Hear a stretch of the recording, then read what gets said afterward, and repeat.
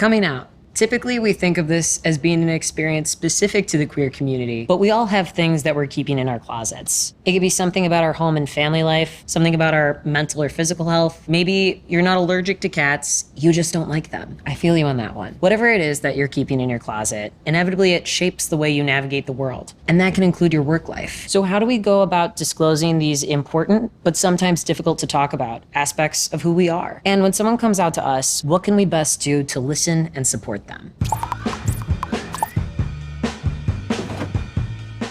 Hi, my name's Micah, but it hasn't always been. After a year at my current place of work, I started the process of coming out as trans. When I sat down with human resources to talk about how to reintroduce myself to everybody, neither of us had answers. Nobody at my place of work had come out as trans before, but that's what I'm here to offer you. 3 tips on how to talk about things that are hard to talk about. And for those of you on the other side of the conversation, I have some advice for you too on how you can best listen, respond, and be an active ally for your colleague. I can't give you the exact words to say because they should be your own. After all, I don't know what you're keeping in your closet. But whatever it might be, I hope these tips will provide you with a framework that's going to help you decide exactly what you want to say and how you want to say it. Know what you want and don't want out of the conversation. To know this, ask yourself questions like, do I need anything from the person that I'm disclosing this to? Where do I want the conversation to go from here, if anywhere at all? And how do I want this person to understand my own relationship with this aspect of who I am? So in my case, I knew I wanted people to call me by my new name and pronouns. But I also didn't want them to avoid me out of fear of messing them up. This was going to take time, and I wanted this to feel like any other ordinary fact about who I am. So now we know what we want to communicate. Let's talk about how we're going to say it by setting the tone. You're going to want to present the information in the same way you want people to respond to it. They're going to be looking and listening for cues on what the appropriate response is. Is this something that you want to be celebrated? I'm trans! Or do you want to just address it and move on with your life? Oh, by the way, I'm trans. There's no one right way to say it for everybody. What's most important here is what's right for you. Another note, we're not going to be able to control the way in which everybody responds to this, but what we do have control over is how they understand our own relationship with this part of who we are. So now that we know what we want to say and how we want to say it, where do we want the conversation to go from here? Well, my advice is to give an action item. This will help you keep control of the conversation by giving people direction on what they're supposed to do or say next. I knew I wanted this to feel like any other ordinary fact about who I am, so I decided I was going to use my coming out to solve an ordinary problem. And I sent the following email. Hello all, I need your help.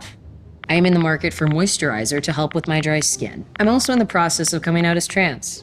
I'm changing my name to Micah, and my pronouns are he, him, his. If you have any questions about my change in pronouns or my skincare needs, feel free to send an email to my updated contact information. And I'd also like to note that while my skin is dry, it is not too sensitive. We're all going to mess up my name and my pronouns, myself included. So when this happens, don't panic or cringe. Please be kind to yourself as we stumble through these growing pains together.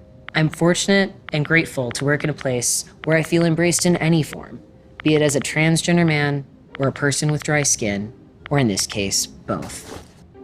Now, I'm gonna be honest, I haven't made many changes to my skincare routine since sending this email, but I will say that I am feeling much more comfortable in my own skin. And that's with thanks to responses like these.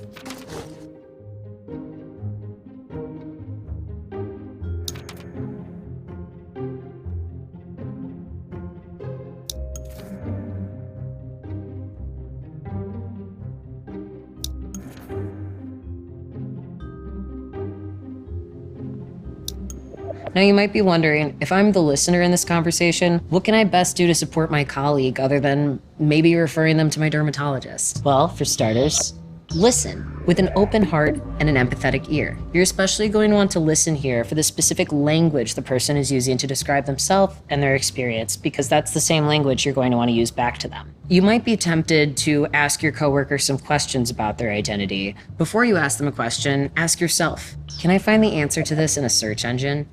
Chances are the answer is yes. And if the answer is no, ask yourself, is this too personal of a question for me to be asking my colleague? One question that is okay to ask though, is there anything I can do to support you at this time? This is a note for if you're responding in the moment and in person. But if you want to be an active ally, the conversation doesn't end here. It picks up again with your colleagues and human resources on how you can make your workplace more inclusive of this person's identity. Chances are it's not just going to help them, but maybe someone else down the line. Now, in my case, it would be adding pronouns to your email signature and asking your coworkers to do the same in order to help normalize it across the org.